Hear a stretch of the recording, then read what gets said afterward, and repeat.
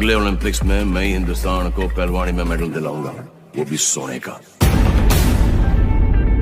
India का coat पाना है?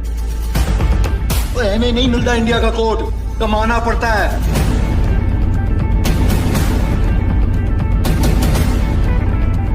मुश्किलों से गुजरी है आखिर सुल्ताना, कैसे ओलंपिक तक पहुंची है आखिर सुल्ताना, किस तरह से सुल्ताना ने बनाया है वर्ल्ड रिकॉर्ड।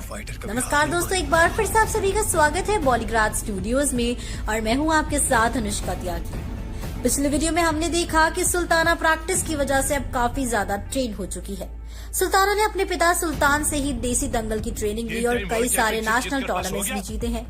वहीं सुल्ताना को देख अब आसपास की लड़कियां भी अपना हाथ रेसलिंग में आजमाने लगी हैं, जिसे देख सुल्ताना काफी ज्यादा खुश होती है। और दोस्तों अब यहाँ से ये कहानी आगे बढ़ती है। सुल्ताना यानी कि अशनूर कौर अब 18 साल की हो चुकी है और लगातार प्रैक्टिस की वजह से अब वो पूरी तरह से ओलंपिक के लिए तैयार है। सुल्ताना का सपना था कि वो ओलंपिक्स में अपने देश के नाम मेडल जीते और इसी वजह से वो पेरिस में होने वाले ओलंपिक्स में हिस्सा लेने वाली है।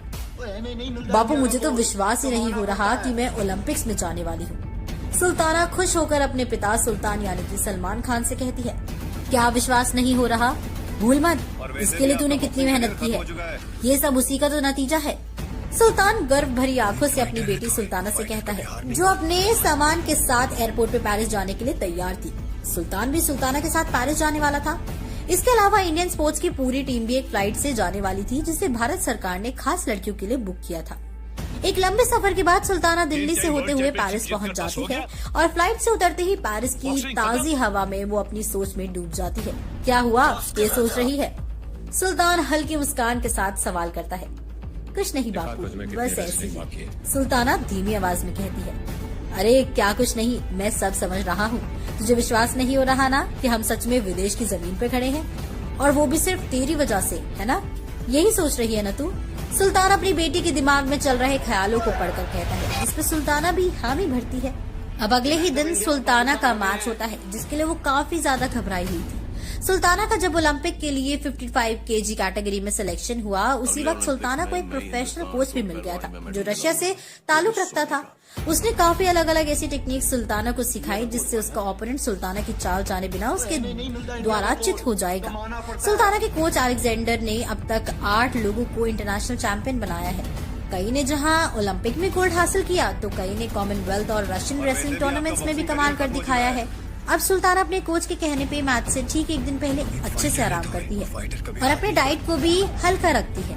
अगली सुबह करीब 11 बजे से सुल्ताना का मैच अमेरिका की जेसी नेल्सन नाम की एक रेसलर से होने वाला था, जो काफी ज्यादा खतरनाक है। जेसी 2 बार की ओलंपिक विजेता है और उसे एक फास्ट रेसलर कहा जाता है, जो कम समय में अपने ओपोनेंट को चित करने में माहिर है।